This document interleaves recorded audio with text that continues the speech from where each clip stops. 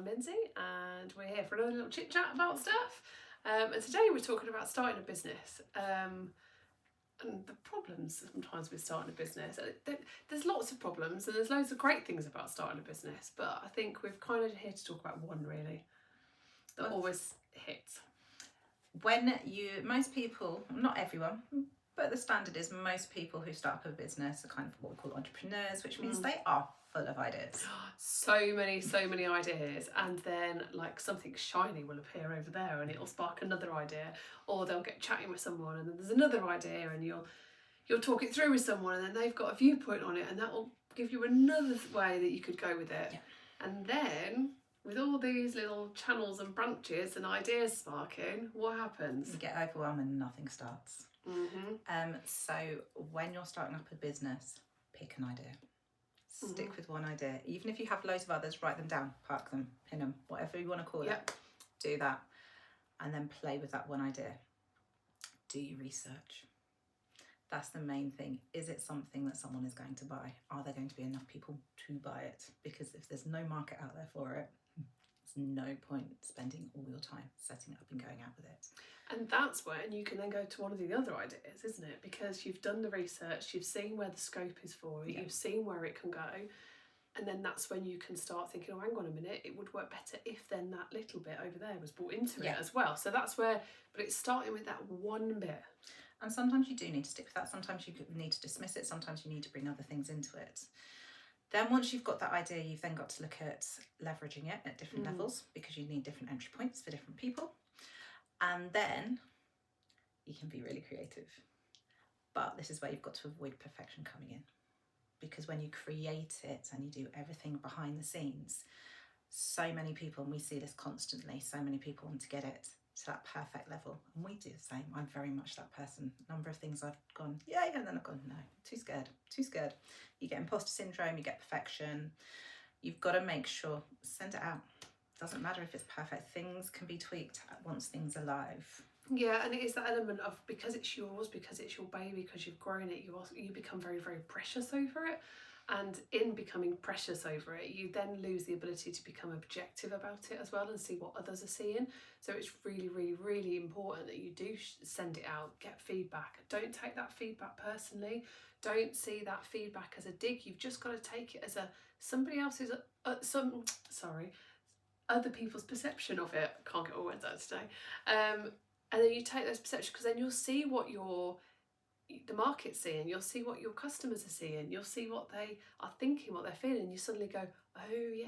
And you've got to put yourselves in those shoes sometimes and step back from it, but it's really hard when you're making it as your little baby. And wordings and copy and layouts of web pages or back-end services or portals or your actual in-person thing can be tweaked over time, and they need to be, because you need to constantly be reassessing it.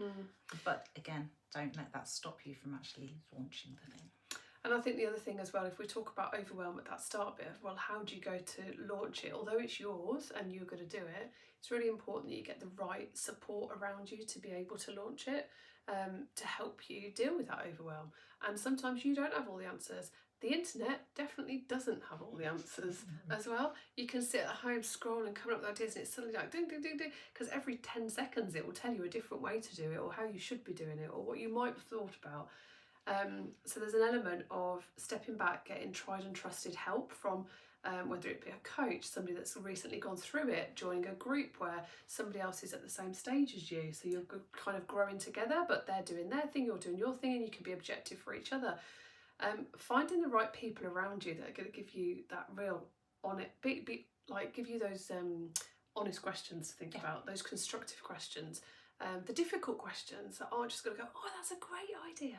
You don't want yes people around you all the time. No. You want people who are going to question you to a point so that you are secure and strong in it as well.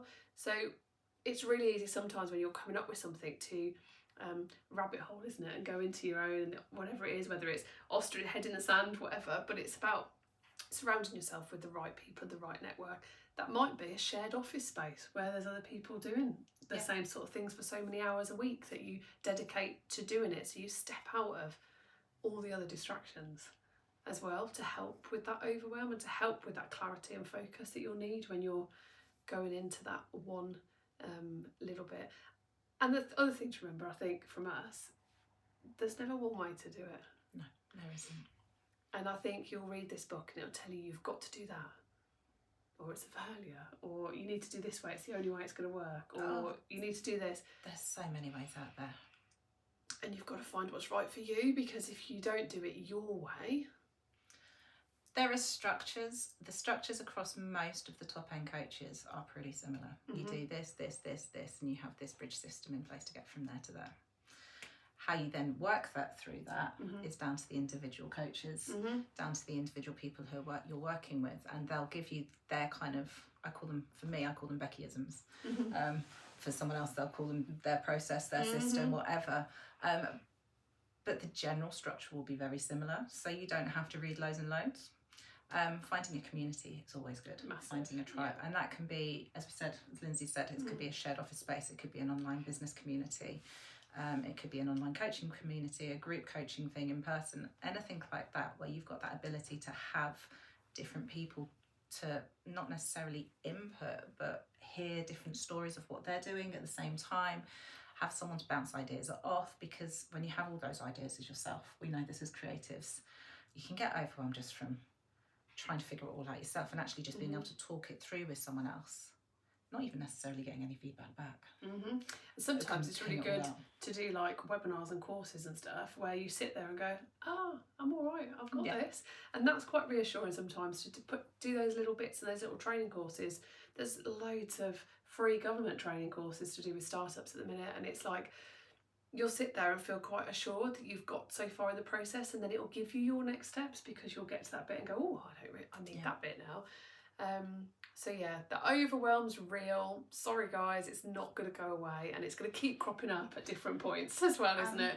That's every creative process, and you've got to remember with anything, whether with learning, with creating, you're going to go like that, you're going to hit a plateau on a wall, and then it'll go up again, and you'll hit those. Sometimes they'll be big ones, sometimes they'll be really tiny little ones. But when you get stuck, ask for help. We're here, we can help. Yeah. There's always somebody to have a coffee, sit and have a coffee with somewhere. So yeah, that's our food for thought. Don't worry about the overwhelm. It's normal, it's natural, it happens. It's about how you look after yourself during that overwhelm that makes the real positive steps. So yeah, till next time, see you soon.